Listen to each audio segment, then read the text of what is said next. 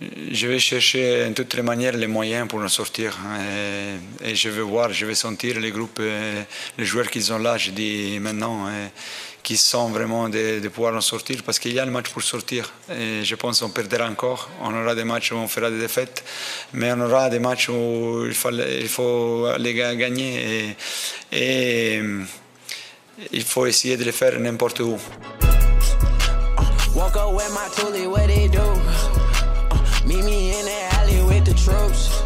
Hello à tous, ravi de vous retrouver dans la quotidienne. Il se rassure comme il peut, hein, Fabio Grosso, après 9 journées, 0 victoire et une 6e défaite pour la dernière place au classement. Voilà le bilan de l'Olympique lyonnais après la déroute à domicile. 1-2 contre la désormais ancienne lanterne rouge clermontoise. Menés 2-0, les Lyonnais ont célébré la réduction du score de Coco Tolisso comme une victoire. Et l'actionnaire John Textor n'est absolument pas inquiet. Le mépris pour la journaliste, c'est cadeau. I'm sorry? The League 2 become a reality or something? First of all, you seem like a very nice woman, but that is honestly I know you have to ask the question, it's a comical question. This team is not at risk of relegation. Teams that get relegated in any country, any league, do not play like we played tonight. You don't see that kind of quality with people that go down. Alors je suis désolée monsieur Textor, mais j'ai une stat pour vous et elle est pas bonne. Dans l'histoire de la Ligue 1, sur 17 équipes qui ne comptaient que 3 points après 9 journées, seuls 3 n'ont pas été relégués. Donc si je calcule bien, il y a quand même plus de 80% de chances que Lyon descende. Alors ça sort le remaniement ministériel, le directeur du football, Vincent Ponceau, bascule chez les féminines qui viennent de prendre la tête de la D1 Arkema. Grandeur et décadence. Bon, au classement, Clermont est désormais avant-dernier avec 2 points d'avance. Dans le haut de tableau, le Monaco de Golovin prend la tête après son succès, 2-1 sur Metz, tandis que Nantes est 7e grâce à Florent Mollet et Kader Bamba. Les Parisiens sont 3e, ils auraient bien besoin d'Mbappé, mais pas celui auquel on pense. Wilfried, buteur avec le Variété Club de France, en coéquipier d'Eden Hazard. C'était dans Téléfoot hier, à retrouver en intégralité sur MyTF1. Extrait pépite. Wilfried, le monde de football, rêver de voir jouer Mbappé et Hazard ensemble. C'est fait. C'est bon, on peut aller dormir. On peut y aller, donc c'est bon. Il a eu un... mais je pense pas qu'il voulait voir le Mbappé qui est là. Je pense qu'il voulait voir l'autre. Bon, si lui ça va, alors si lui il le dit, c'est que c'est parfait. Vous êtes régalé? Oui, très régalé. De toute façon, on savait qu'en venant ici, pour la cause qu'on vient, on savait qu'on allait se régaler parce que c'est que du plaisir. Alors ce Mbappé, il est comment? Pas mal. Voilà, un peu moins vite que l'autre, je pense. Mais sinon, la qualité, et les deux, ils ont. Et Cocorico, il y a un Frenchie qui a brillé à l'étranger. En Espagne, c'est Antoine Griezmann, auteur d'un hat-trick pour battre le Celta de Vigo, 6 buts inscrits sur ses 5 dernières rencontres de Liga.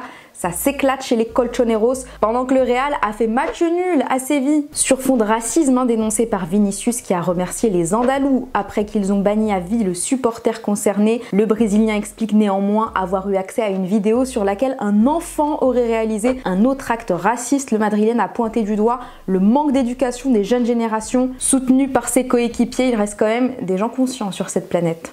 Et comment ça va au Barça? Bah ça s'éclate bien, même si Rafinha a eu match le soir et école juste après, selon Jules Koundé. Frérot ça, tu m'as dit là, c'est ça non, monte bien, c'est ça le logo. Hein. Voilà, c'est ça, c'est bon déjà. Colle, avec un balèze cartable. Ils peuvent rire les Blaugrana parce qu'ils ont pris les 3 points face à Bilbao sur le tard grâce à un petit nouveau 100% made in Massilla, Marc Gouillou, j'espère que je prononce bien, premier but pour son premier match pro, 30 secondes après son entrée en jeu. Et on peut dire qu'il a rendu ses parents heureux le gamin.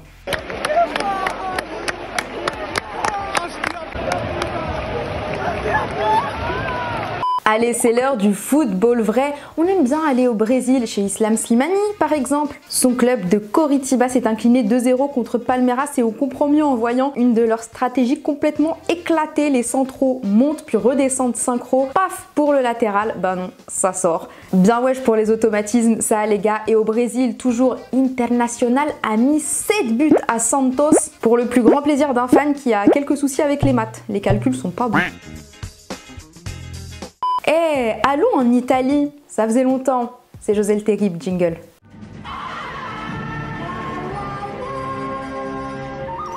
I think I'm a special José qui a été exclu face à Monza pour avoir provoqué les supporters adverses en mimant des larmes du grand Special One. Mais il s'est pas arrêté là, il était en forme en conférence de presse d'après-match où il a évoqué Papou Gomez qui joue désormais à Monza et qui a dit qu'il ne connaissait Mourinho que pour l'avoir battu en finale d'Europa League. Lorsqu'il évoluait à Séville, pas futé de clasher quand on se retrouve accusé de dopage et contrôlé positif. Réponse du mou, savoureuse. Papou Gomez non mi ricordo di aver giocato la finale di Europa League.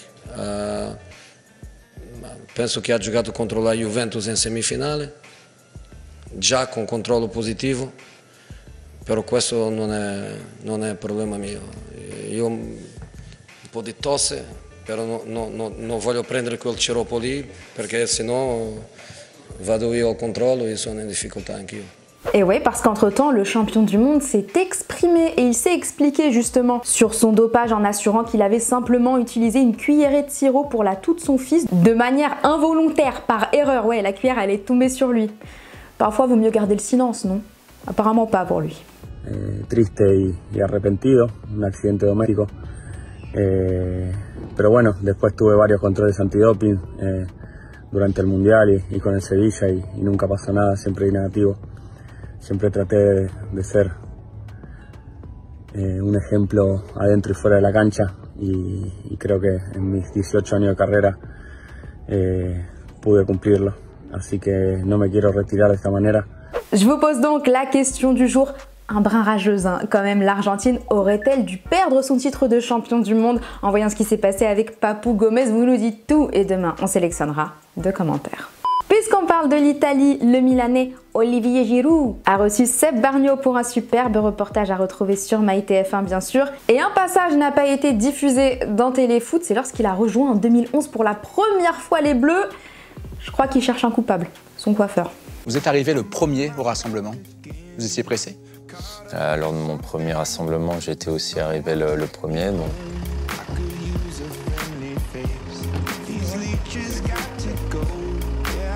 La tête que j'ai, waouh! C'était qui mon coiffeur à l'époque? Ouais. Le copain il glisse là, au moment de finir. C'est pas grave, on se relève. L'histoire, encore une fois, n'est pas encore finie, mais ça a été des moments, à chaque fois, les rassemblements uniques, quoi. Avant de se quitter, à Clairefontaine, justement, on ne présente plus Thierry Henry, le sélectionneur des espoirs. Bien fâché face à Chypre qu'ils ont écrasé avec un 9-0, je vous le rappelle, la FFF nous a sorti un bonbon, sa causerie d'après-match, tout en douceur. Je vous l'ai déjà dit, les mecs, faut qu'ils aient peur de nous. Encore une fois, je vous répète, résultat, ouais, j'étais content. La manière, nulle en première mi-temps. Nul, horrible. Pas possible. Expliquez-moi pourquoi en deuxième mi-temps, ils passent pas le milieu de terrain. En deuxième mi-temps, ils n'ont pas passé le milieu de terrain. Guillaume, t'as plongé? Qu'est-ce qu'on s'était dit à la mi-temps? Si vous voulez vous amuser, entre guillemets, faut aimer aussi presser.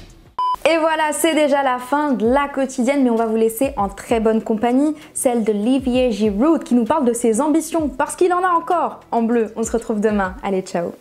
En ligne de mire, l'Euro et l'Allemagne en juin prochain. L'objectif est de jouer cet Euro 2024, clairement. On ne choisit pas souvent sa sortie, mais je vous avouerai que là, si on a la chance de, encore une fois, ramener la coupe à la maison, ce serait extraordinaire.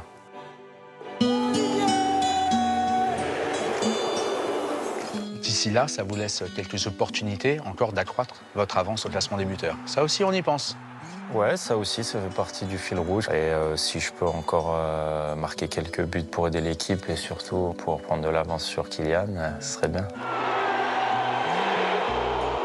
Faites attention, il y en a un entre les deux. Hein. Ouais. Il y a Grisou. Il y a... 44. Ah ouais, il y a Grisi, c'est vrai. Ça va lui faire plaisir, mais on l'oublie, lui avec ses 85 matchs d'affilée. À chacun ses stats. Ah, il a déjà ce record qui sera difficilement atteignable. Mais c'est vrai que Grisi est là, bien là, 10 buts derrière. Donc il faut se méfier, il faut prendre de l'avance sur lui aussi.